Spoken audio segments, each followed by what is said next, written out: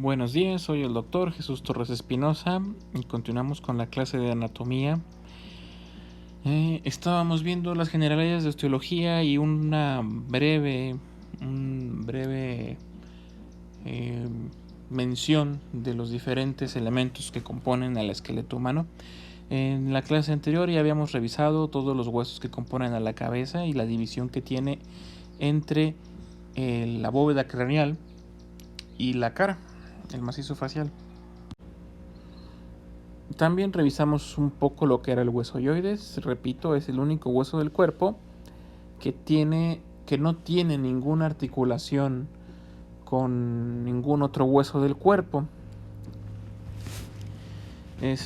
Además, revisamos el inicio de lo que sería el miembro superior, revisando rápidamente los dos huesos que conforman la cintura escapular, que funciona a las veces como la raíz del brazo, miembro torácico o miembro superior.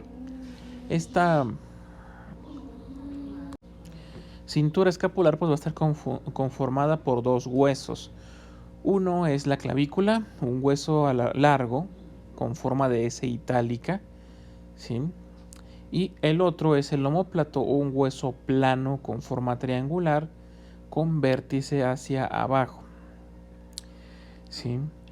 Funcionan como raíz porque entre la articulación de la clavícula con el omóplato y de la clavícula a su vez con el esternón, pues se fija el miembro superior hacia el tórax, y de la cavidad glenoidea o la cavidad articular del húmero, del omóplato, que vendría a ser esta cavidad, la pongo en un color más legible, esta superficie, ahí se va a articular el húmero, que ya es el hueso central del brazo.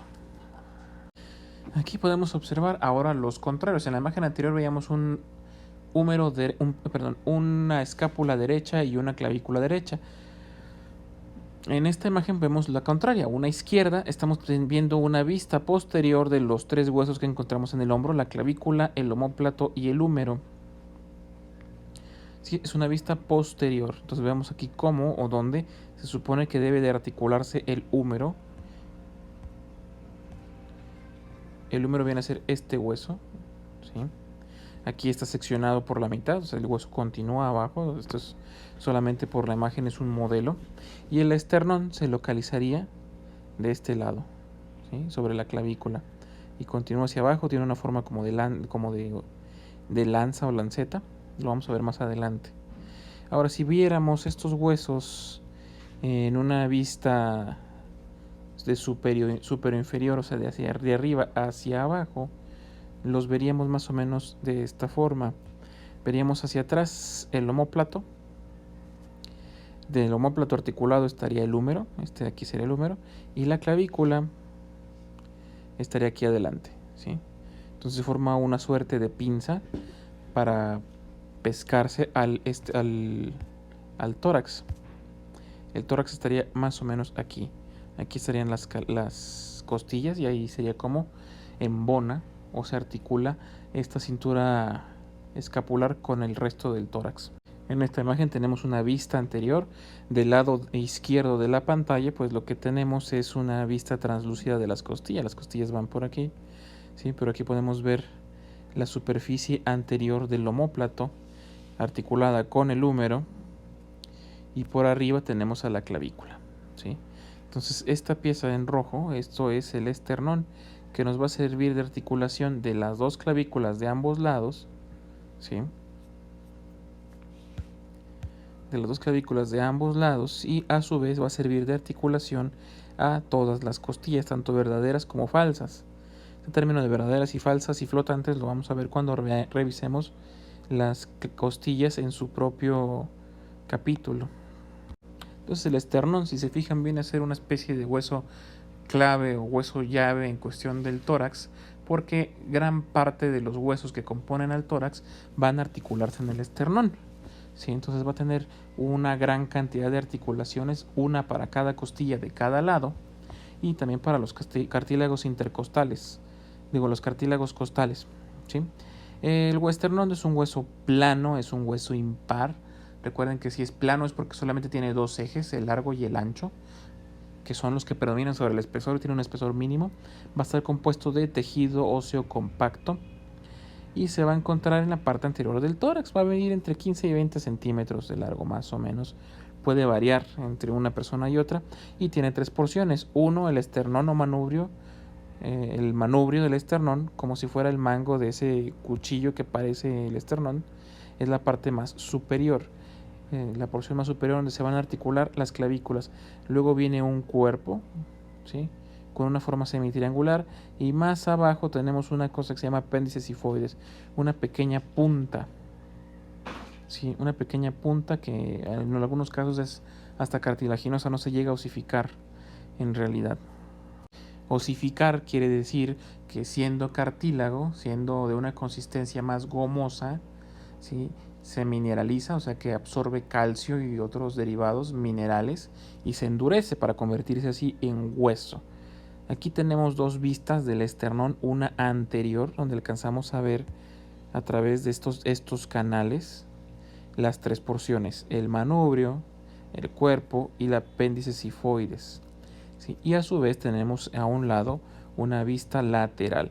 En esta vista lateral vemos las carillas articulares, primeramente para la clavícula, y estas otras carillas son para las costillas, ¿sí? Podremos ver una vista posterior, pero eso es otro cuento. Ahora bien, habíamos hablado de las superficies. En esta imagen podemos ver las superficies en dos términos que son convexo y cóncavo, ¿sí? Convexo es que es redondeado hacia afuera y cóncavo que es redondeado hacia adentro, que está medio hueco.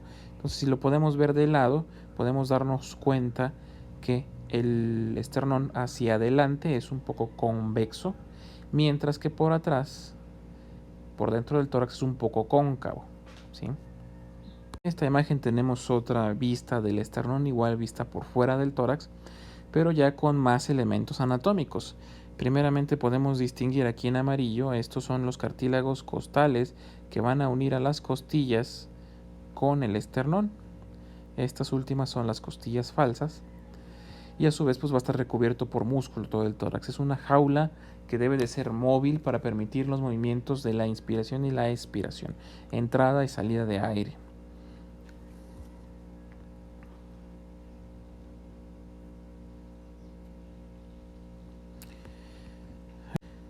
A continuación pues podemos observar en esta imagen la relación que tiene el esternón con los diferentes elementos del cuerpo. Arriba ya quedamos, se articula con las clavículas, pero si se fijan hacia atrás, el manubrio está en relación o se corresponde con la primera vértebra torácica. La apófisis sifoides del esternón viene a dar prácticamente a la 9ª costilla dorsal, ¿sí?, siendo después de las dorsales ya las lumbares. Lo vamos a ver ahorita en la columna vertebral rápidamente. Estas son las costillas. Tenemos 12 pares de costillas. Son huesos planos. En estos volvemos a ver esa situación de lo cóncavo y lo convexo. Hacia afuera son convexas y hacia el interior del tórax son cóncavas, ¿sí? Estos 12 pares se van a dividir en 3 grupos. Las costillas verdaderas, que se van a articular cada una con el esternón. Las costillas falsas, que son un grupo de costillas que se articulan con el esternón, pero a través de un solo cartílago común o 2 cartílagos comunes. Y un tercer grupo que son las costillas flotantes, que se les llama flotantes porque no se articulan con el esternón. Además, estas costillas por delante, como ya dije varias veces, se articulan con el esternón, pero en esta imagen tenemos una vista dorsal o vista posterior. En esta vista posterior podemos darnos cuenta cómo esas costillas se van a insertar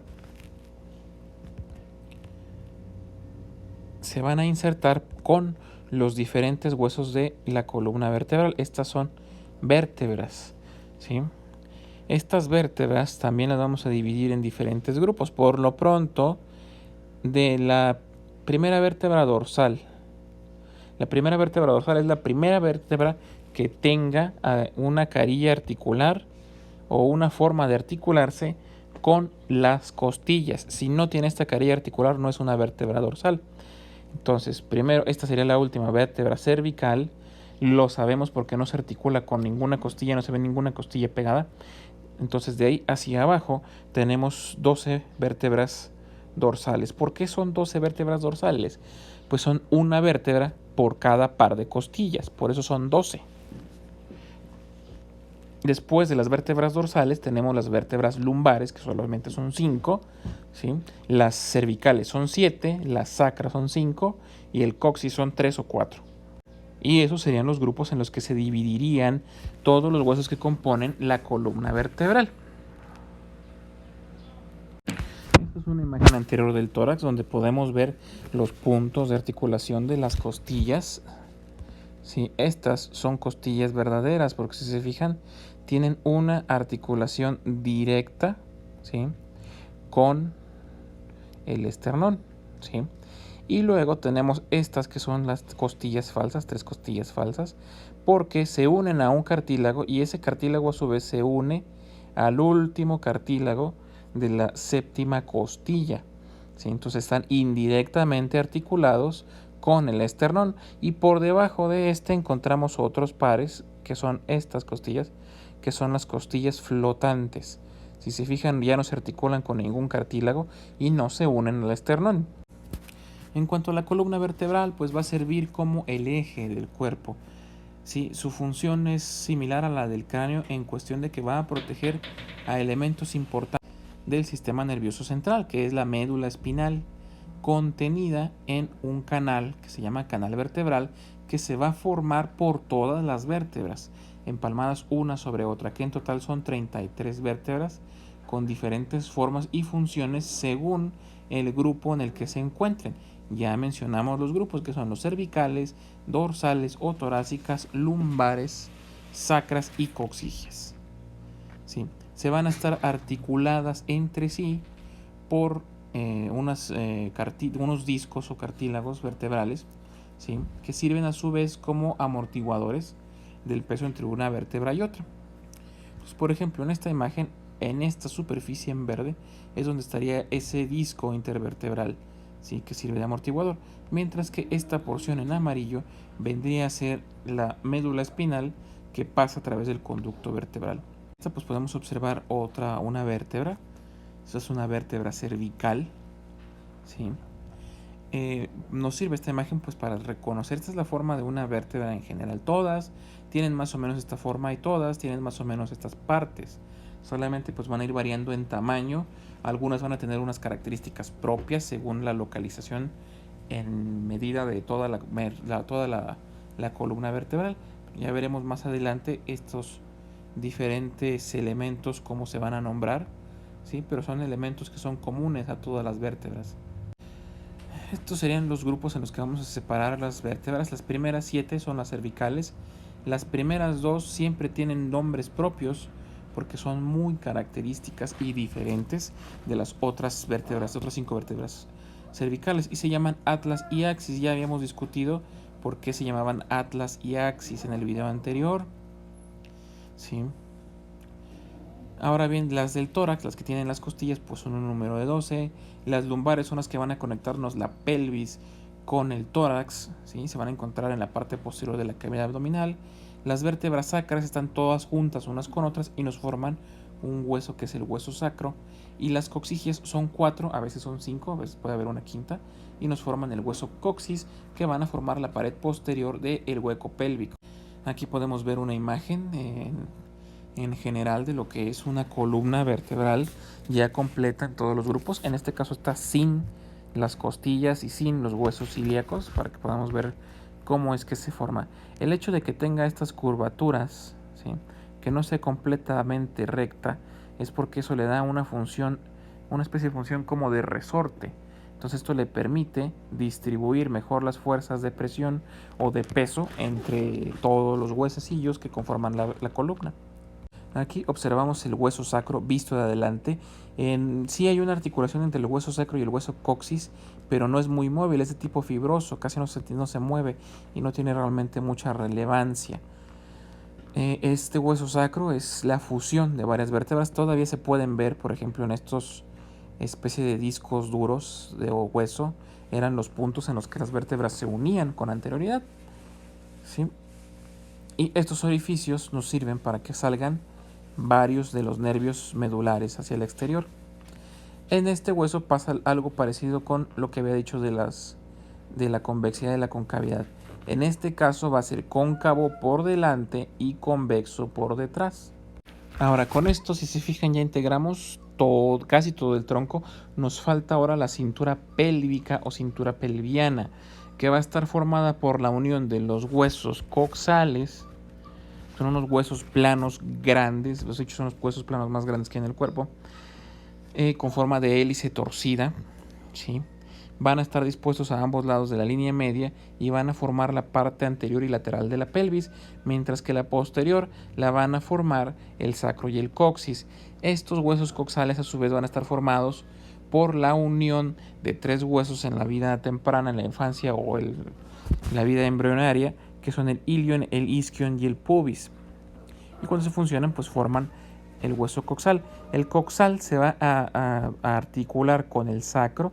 Esta articulación es semimóvil, la articulación que hay con el sacro y la articulación que hay adelante entre los dos es semimóvil. Y pues esta particularmente es útil en las mujeres durante el trabajo de parto, porque se abren para incrementar el diámetro del canal de parto. Además, estos huesos coxales se van a articular con los fémures, con los huesos principales del muslo de la pierna, ¿sí? Constituyendo una cosa que se llama articulación coxofemoral, que ya nos va a servir a partir de esa articulación hacia abajo. Encontramos ya la pierna, siendo esta cintura pélvica el último elemento del tronco, ¿sí?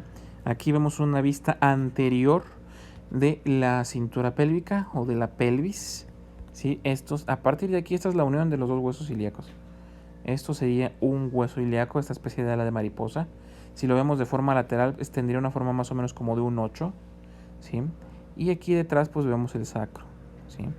Entonces las articulaciones que son semimóviles sería principalmente esta adelante llamada sínfisis púbica y las sacroiliacas, aunque las sacroiliacas vienen a ser menos móviles todavía que la sínfisis del pubis.